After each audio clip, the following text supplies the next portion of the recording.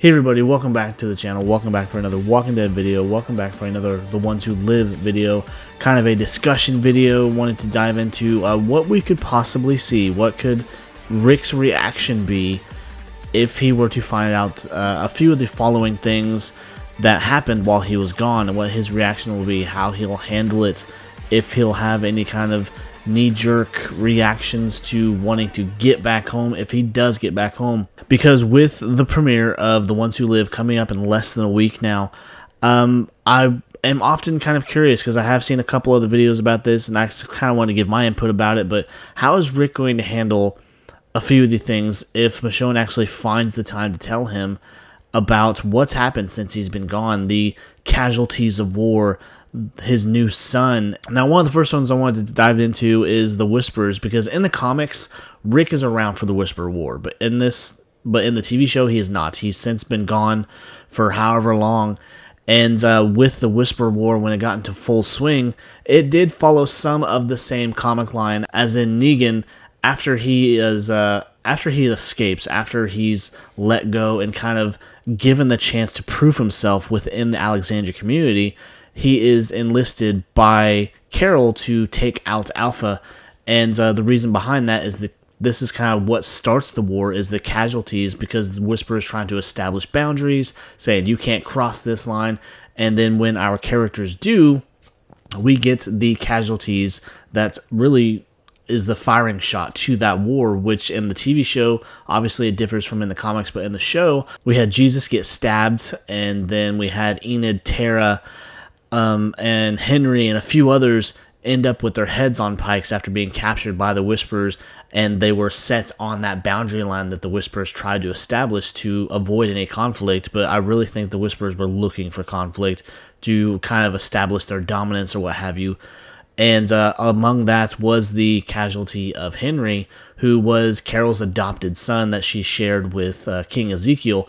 And this is the reason that she enlists the help of Negan. Hey, you go take care of Alpha, and that we will let you stay free. You have proven yourself to be a worthy member of the Alexandria community. We will forgive you for your past transgressions, even though those transgressions are obviously the death of Glenn and Abraham and several other people during the All-Out War storyline.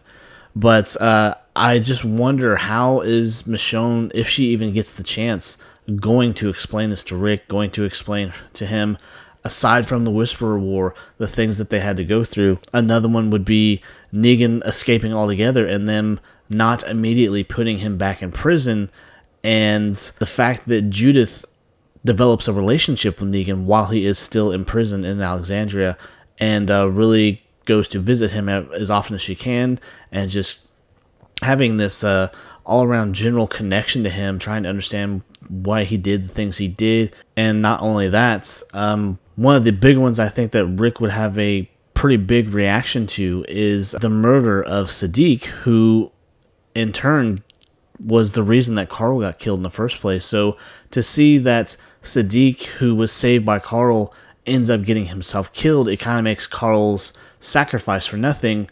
And I can see how Rick might take that difficult, that there's no reminder, or again, Carl's sacrifice ended up being for nothing in the long run, where as if Carl would have ignored him in his time of need, Carl may still be alive. But that's kind of the bigger thing there, where Carl wasn't that type. He wasn't the type to turn away from people when they needed their help.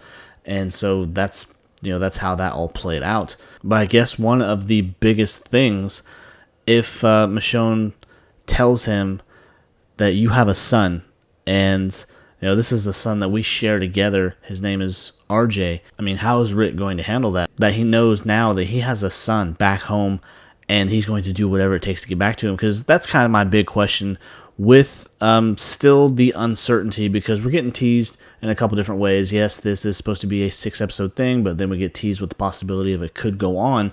Are we actually going to see Rick get home to RJ now? Is he going to have a chance to meet this son of his and reclaim his home with Judith? Even though that Judith is technically not his daughter, they did go on to reveal this during Rick's last few episodes, during his hallucinations and everything, where we had the reappearance of John Berthel come back as Shane, where he explained to him that she's not yours, and just kind of being in Shane fashion, kind of being a dick. But we all knew that from the get-go, from way back when this kid was born, that there's little to any chance that she's actually Rick's. Rick never saw it that way. He was going to raise this kid as his own. He was going to do what he had to do, protect her.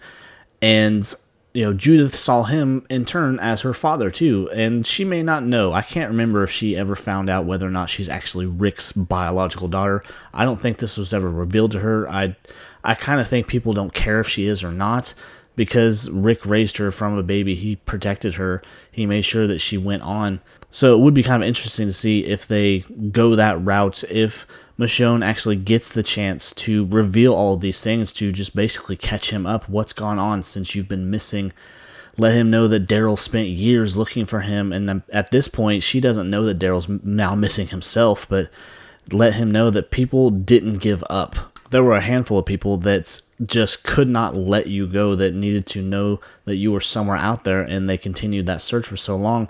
But also, too, just along the way, they ran into so many different problems. But it's just a general curiosity to me. How is Rick going to react to all this? Is this going to be very emotional for him to even think of the idea of going back home to where he can be with his family again? But I think probably the biggest one that we can all agree on is that how is Rick going to react? How is he going to take it in, knowing that Negan is free regardless of the crimes he committed against his people, his community, and several other communities before that?